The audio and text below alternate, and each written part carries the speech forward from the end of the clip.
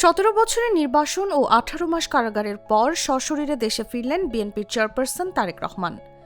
বিমানবন্দরের আশপাশে ভিড় এবং পূর্বাঞ্চলের সংবর্ধনা স্থলে লাখো নেতাকর্মীর উদ্গ্রীব উপস্থিতি স্পষ্ট করল দলে তার প্রত্যাশার চাপ কতটা প্রবল।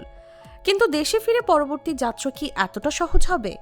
ব্যক্তিগত ও রাজনৈতিক অধ্যায়ে আসবে কি বড় চ্যালেঞ্জ? ব্যক্তিগত চ্যালেঞ্জের মধ্যে সবচেয়ে বড় হল নিরাপত্তা। সেনা ও আইন শৃঙ্খলা বাহিনীর কঠোর নিরাপত্তা ব্যবস্থা থাকলেও জনসংযোগ ও খোলা সভা পরিচালনায় প্রতিবন্ধকতা তৈরি করতে পারে।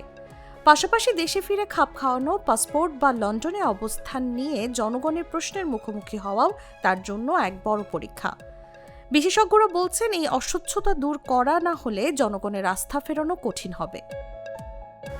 রাজনৈতিক চ্যালেঞ্জও কম নয়। দীর্ঘদিনের বিদেশে অবস্থানের কারণে দলের অভ্যন্তরীণ কোন্দল, চাঁদাবাজি এবং মনোনয়ন নিয়ে নেতাকর্মীদের মধ্যে জটিলতা তৈরি হয়েছে। 2025 সালের জানুয়ারি থেকে নভেম্বর পর্যন্ত অভ্যন্তরীণ সংঘর্ষে 66 জনের মৃত্যু এবং 2923 জন আহত হয়েছেন।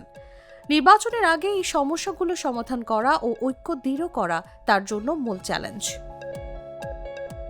এছাড়া দলের তরুণ ও প্রবীণ নেতাদের মধ্যে ভারসাম্য রাখা, বিরোধী দলের সমালোচনা মোকাবেলা, সাংগঠনিক নিয়ন্ত্রণ শক্ত করা এবং নির্বাচনের অনিশ্চয়তা সামলানো সবই তার রাজনৈতিক কর্মসূচির গুরুত্বপূর্ণ অংশ। বিশেষজ্ঞরা মনে করছেন, মাঠ পর্যায়ে বাস্তবতার সঙ্গে সরাসরি দেখা ছাড়া লন্ডন থেকে দেয়া নির্দেশ সবসময় কার্যকর হবে না। সবশেষে দেশের মানুষের আস্থা পুনরুদ্ধার করা, যা তার জন্য সবচেয়ে বড় চ্যালেঞ্জ। নিরাপত্তা, অভ্যন্তরীণ একতা, নির্বাচনী প্রস্তুতি এবং জনগণের প্রত্যাশার সঙ্গে তাল মিলিয়ে চলা, এই সবের মধ্য দিয়ে তারেক রহমানের নতুন রাজনৈতিক অধ্যায় শুরু হয়েছে।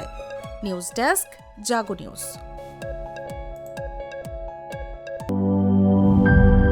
জীবনের সাথে চলে high five, all time healthy life.